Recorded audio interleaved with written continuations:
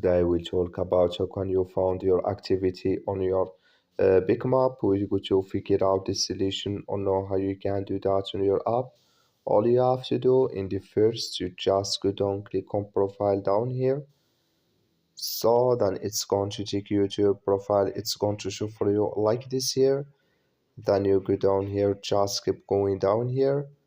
So until you will find here current streak or my activity here. Then here you will find all activity you have.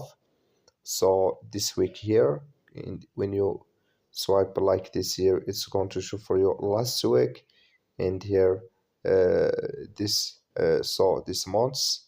So here can you find here all your activity you have in this list, and here distance, ascents, and distance and durations. So can you find it here?